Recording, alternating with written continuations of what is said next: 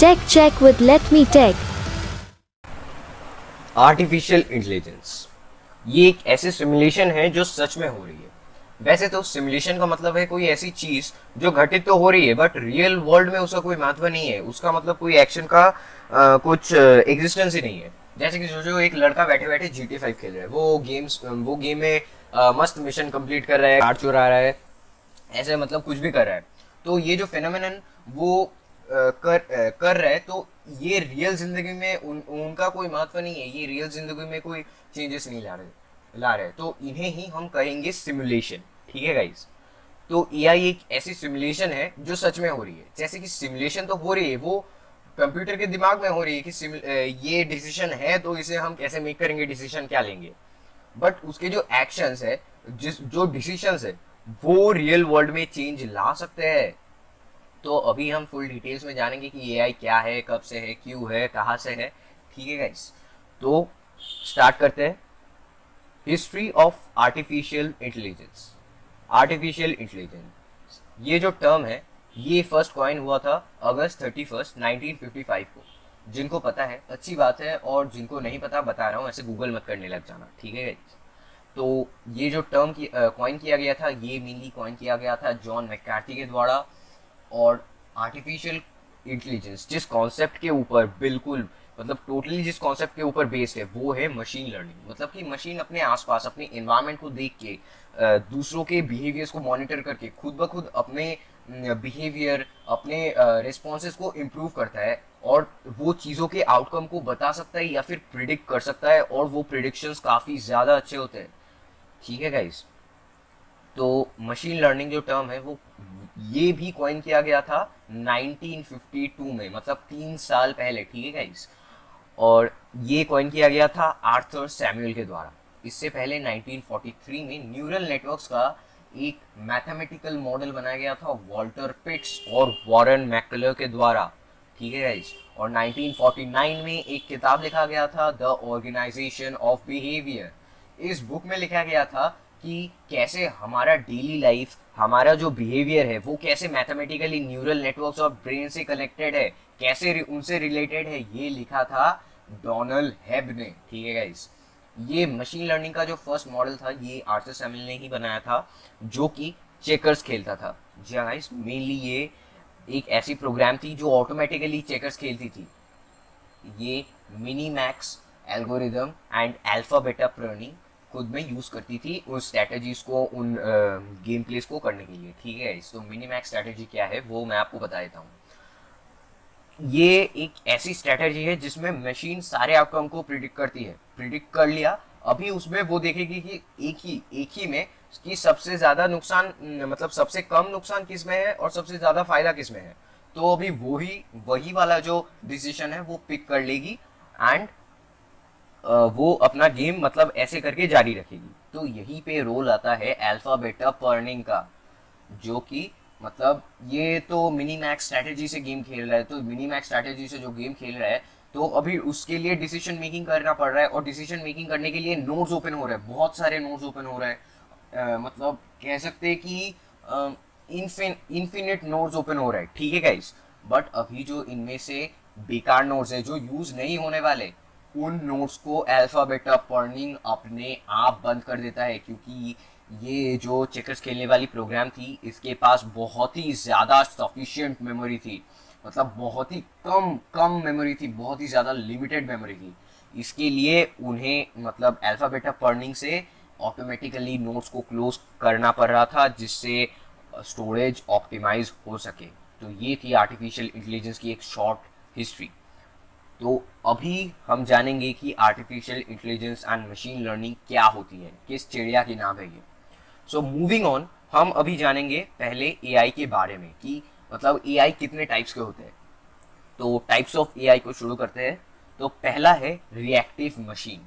तो इसमें क्या है कि बस ये रियल टाइम डिसीजन मेक कर पाता है। जैसे कि राम ने श्याम को बुक दिया, तो बुक दिया है, ये उसे अभी रियल टाइम में फीड करना पड़ेगा। जैसे कि इस बार मैं उसे बता रहा हूँ कि राम ने श्याम को बुक दिया है, तो श्याम को अभी क्या करना चाहिए कि उसे बुक पढ़ के वापस करना चाहिए, वापस कर देना चाहिए, या फिर कुछ भी। ठीक है गाइस। मतलब वो अपने डिसीजन के ऊपर रिस्पॉन्स करेगा। तो यही मैं अगर उसे 5 मिनट बाद उससे अगर पूछूं कि श्याम को क्या करना चाहिए, तो फिर वो मुझसे मतलब वो कंफ्यूज हो जाएगा कि श्याम कौन है, श्याम बारे में क्यों पूछा जा रहा है, श्याम कौन है, ये लेके वो कंफ्यूज हो जाएगा। इसीलिए मुझे फिर से बोलना पड़ेगा कि राम ने श्याम को बुक दी थी, श्याम को अभी क्या करना चाहिए। वो फिर से सेम रिएक्शन देगा। मतलब अगर सिनेरियोस वहां पे थोड़े से डिफरेंट है तो फिर उसका रिएक्शन भी थोड़ा सा ही डिफरेंट होगा, और ज्यादा भी डिफरेंट हो सकता है, वो डिपेंड करता है। तो सेकंड नंबर पर आता है लिमिटेड मेमोरी। मतलब इसके पास बहुत ही लिमिटेड मेमोरी, मतलब कि लिमिटेड मेमोरी होती है कि जैसे कि पास्ट में क्या हुआ, इसके पास पास्ट की मेमोरी होती है। जैसे कि राम ने श्याम को बुक दी है, तो अभी श्याम क्या करेगा, तो मैं अगर डायरेक्टली उससे पूछूं कि श्याम क्या करेगा, या फिर राम ने श्याम को जो बुक दी थी अभी श्याम का क्या करेगा, दोनों में ही वो रिएक्ट कर सकती है। वो सिर्फ मतलब रिएक्टिव मशीन की नहीं तरह नहीं कि डिफरेंट डिफरेंट सिचुएशन में बस रिएक्ट करना जानती है, उसके पास मेमोरी भी है जिससे वो अपने रिएक्शंस एंड रेस्पॉन्सेस बिहेवियर को भी इम्प्रूव कर सकता है, और करती भी है। मूविंग ऑन, थर्ड नंबर पर आता है थियरी ऑफ माइंड। ये थोड़ा सा कॉम्प्लेक्स कॉन्सेप्ट है, बट मेरा काम ही है आप लोगों को कॉम्प्लेक्स कॉन्सेप्ट जो है वो इजी करके बताना। आसान भाषा में कहे तो ये दूसरे इंटेलिजेंट एंटिटीज, जैसे कि हम इंसानों की नीड्स को समझेगा। मतलब कि राम को भूख लगा है और उसके पास एक ऐसा रोबोट है, तो राम को भूख लगा है तो फिर वो रोबोट को कमांड नहीं देगा कि मुझे भूख लगा है कुछ खाने के लिए ले आओ। रोबोट अगर खुद से समझ गया कि राम को भूख लगा है, उसे अभी खाना चाहिए, और क्या खाना चाहिए ये अगर वो समझ गया, मतलब वो थियरी ऑफ माइंड यूज कर रहा है। ठीक है गाइस, मतलब खुद से अपने आसपास की चीज़ों को देखना, अपने आसपास की चीज़ों को समझना, और उनसे अपने बिहेवियर को इम्प्रूव करना, ये है थियरी ऑफ माइंड कंप्यूटर्स की खासियत। फोर्थ नंबर पर आता है सेल्फ अवेयर एआई। ये भी इनके ऊपर बस कॉन्सेप्ट बने हुए, थियोरेटिकली पॉसिबल है बट अभी तक प्रैक्टिकली किसी ने नहीं किया है। ठीक है गाइस, तो इन एआई के पास इंसानों जैसी इंटेलिजेंस, अंडरस्टैंडिंग एंड अवेयरनेस होती है। ये इनसे हमें मतलब ये ब्रॉड एआई के अंडर आते हैं। ठीक है गाइस, और जो मैंने फर्स्ट और सेकंड बताया वो नैरो एआई के अंदर, एंड थर्ड जो थियोरी ऑफ माइंड बताया वो भी ब्रॉड एआई के अंदर आता है। पांचवें नंबर पर आता है आर्टिफिशियल इंटेलिजेंस, नैरो इंटेलिजेंस। ये एआईज का करंट एग्जिस्टेंस, मतलब करंट जो एआईज है वो ऐसी है नैरो इंटेलिजेंस, जैसे कि गूगल असिस्टेंट, अलेक्सा वगैरह वगैरह। ये बस एक ही काम कर सकती है, जैसे कि मतलब आपने एक एआई बनाया जो कि मतलब कैलकुलेशन सॉल्व करेगी, वो सिर्फ कैलकुलेशन सॉल्व करेगी, ऐसा नहीं कि वो ट्रांसलेशन भी करने लग जाए। और अगर वो ट्रांसलेशन करेगी तो फिर उसके लिए अलग से डिफाइन करना पड़ेगा, ऐसा नहीं कि वो सीख के करेगा। उसके पास प्री डिफाइंड सब कुछ होना चाहिए, नहीं तो वो नहीं कर पाएगा।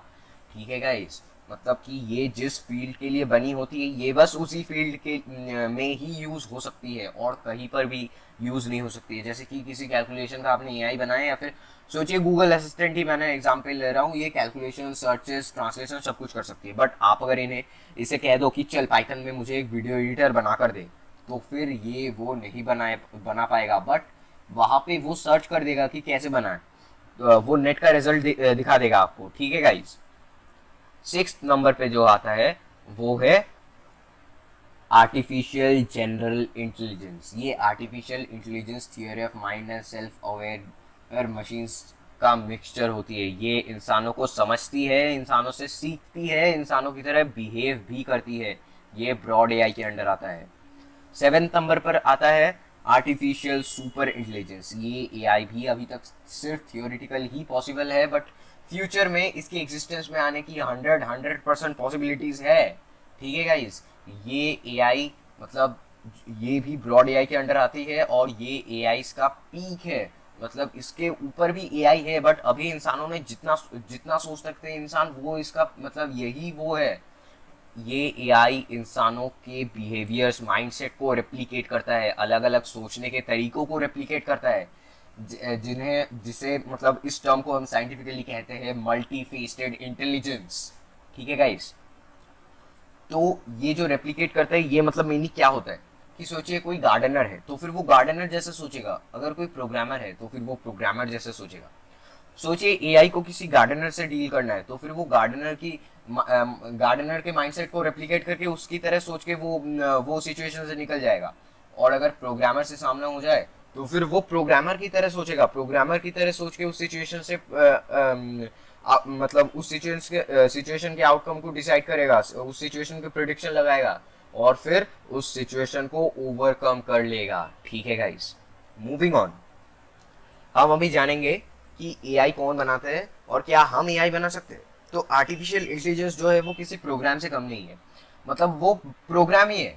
जैसे कि कोई हेलो वर्ल्ड प्रोग्राम लिख दिया आपने, वो कुछ ही कोड के लाइन होते हैं, एआई भी कुछ ही कोड के लाइन होते हैं। ठीक है गाइस, और अभी मूविंग ऑन हम जानेंगे कि एआई कौन बनाते हैं। तो सीधा सीधा आंसर है कि एआई बनाते हैं वही लोग जिनके पास कंप्यूटर के सॉफ्टवेयर एंड हार्डवेयर की अच्छी नॉलेज है, जिनको पता है कि ब्रेन इंसानी ब्रेन कैसे काम करता है, ह्यूमन ब्रेन कैसे काम करता है। मशीन लर्निंग को वो अच्छे से जानते और समझते हैं। मैथमेटिक्स उनकी बहुत ज़्यादा शार्प और बहुत ज़्यादा अच्छी होती है।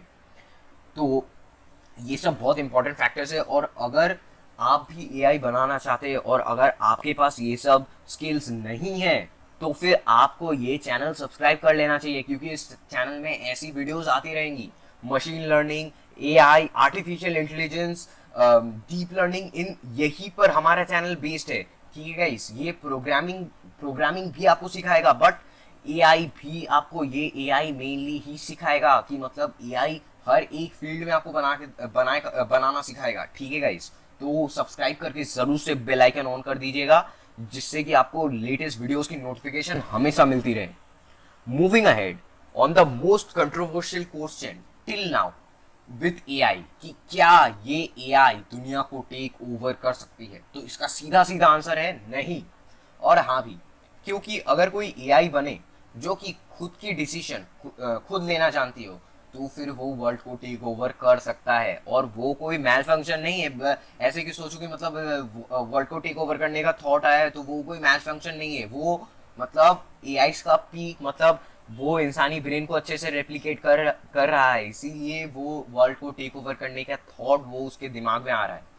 तो अभी नैरो एआई सिर्फ एक ही चीज को लेके कंसंट्रेट करता है, मतलब वो कैलकुलेशन है तो सिर्फ कैलकुलेशन, वो किसी और चीज की तरफ देखेगा भी नहीं।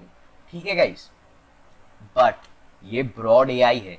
ब्रॉड एआई मतलब इंसानों की तरह सोचती है, तो फिर हर इंसान का जैसे कभी ना कभी ये थॉट तो आता ही है कि अगर कैसा होगा कि अगर पूरी दुनिया मेरे इशारों पर चलती है। तो अब ये उस आर्टिफिशियल इंटेलिजेंस पे डिपेंड करता है कि वो इसे प्रैक्टिकली करने की कोशिश करेगा या नहीं करेगा, और अगर करेगा तो फिर गुड मोटिव के साथ या फिर बैड मोटिव के साथ, क्योंकि ये बिल्कुल उसके रिएक्शन, पूरी तरह से उसके रिएक्शन पर डिपेंड करता है कि इशू उसका मतलब अच्छा करना है या फिर और खराब करना है। जैसे कि गुड मोटिव कि इंसान इस धरती के काबिल नहीं है, इस धरती के काबिल, तो फिर इंसानों को कैसे बनाया जाए, इंसानों को ना मिटा के धरती के काबिल कैसे बनाया जाए, ये है गुड मोटिव। बट यही पे बैड मोटिव है कि इंसान दुनिया के काबिल नहीं है, तो फिर इंसानों को खत्म कर दो, इंसानों को मतलब जीने का अधिकार नहीं है क्योंकि वो दुनिया के काबिल नहीं है। ये बैड मोटिव है। और गुड मोटिव और बैड मोटिव पूरी तरह से आइडियोलॉजीज पर डिपेंड करता है। ये भी मिनीमैक्स एल्गोरिथम की ही तरह डिसीजन मेक करता है कि कौन सा उसके लिए ज़्यादा प्रॉफिटेबल है और कौन सा सबसे कम नुकसानदायक है। ठीक है गाइस, ये ऐसा नहीं है कि जब सोचेगा सिर्फ गुड मोटिव आएगा या फिर सिर्फ बैड मोटिव आएगा, उसके दिमाग में दोनों ही मोटिव आएगा, बट वो खुद से अपनी आइडियोलॉजी के हिसाब से डिसाइड करेगा कि किस में उसका ज्यादा भला है या फिर हमारा ज्यादा भला है, जो उसके आइडियोलॉजी पे डिपेंड करता है। ठीक है गाइस, और उसकी आइडियोलॉजी किस पर डिपेंड करती है, वो बिल्कुल डिपेंड करती है एक जो कोड उसे फीड किया गया है उस पर। ठीक है गाइस, तो what are the applications of AI, ये बिल्कुल ही लास्ट टॉपिक है और last but not least topic है। मतलब और भी एआई के ऊपर और भी क्वेश्चंस है, आप मुझे कमेंट सेक्शन में पूछ लीजिए, मैं अगले वीडियोस में आंसर करने की कोशिश करूंगा। तो अभी एआई की एप्लीकेशन या एआई की एप्लीकेशन कहाँ यूज होती है, एआई कहाँ यूज होता है, आर्टिफिशियल इंटेलिजेंस कहाँ पर यूज होता है, ये हर जगह सभी फील्ड्स में यूज होता है। Medical, marketing, development, production, gaming, etcetera etcetera वगैरह वगैरह सब में ये अभी यूज हो रहा है। जैसे कि सोचिए सबसे अच्छे एग्जांपल्स है Akinator, YouTube suggestion, Alexa, Google assistant, GTA 5, etcetera etcetera. ठीक है इस तो आज के वीडियो के लिए यही तक, AI इन अ नटशेल आज के वीडियो का टॉपिक था। आज के वीडियो को हम यही पर ख़त्म करेंगे। चैनल को सब्सक्राइब कर देना, इंस्टाग्राम पर भी फॉलो कर लेना, और फेसबुक और ट्विटर हैंडल का भी लिंक आपको नीचे डिस्क्रिप्शन में मिल जाएगा, ज़रूर से एक बार चेक कर लेना। Thank you guys.